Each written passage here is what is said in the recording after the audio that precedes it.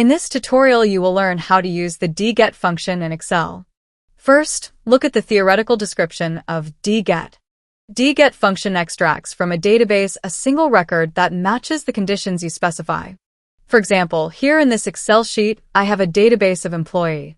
Requirement is to extract the details of years worked and basic salary based on the employee ID selected here from this drop-down list. So, DGET function is suitable on that type of data, where the records have some unique identifier column like the employee ID in employee database, product code in inventory database, etc.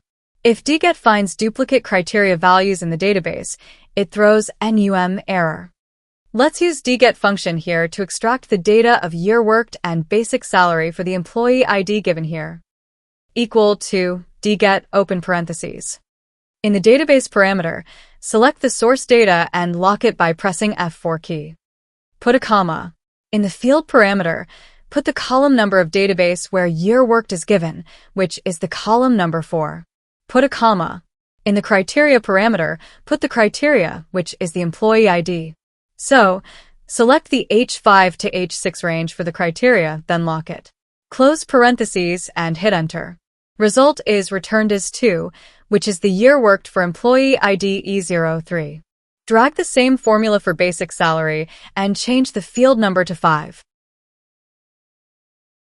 In the field parameter of formula, you can also put the column name or the cell link where the column name is. Let's change the employee ID from the list. Result updated automatically. As I stated already, if there is duplicate criteria in the database, it throws NUM error. So, that was about using the DGET function in Excel. If you like this video, please give it a thumbs up by hitting on that like button. If you are new here, consider subscribing the channel. Thank you so much for watching. See you in next video.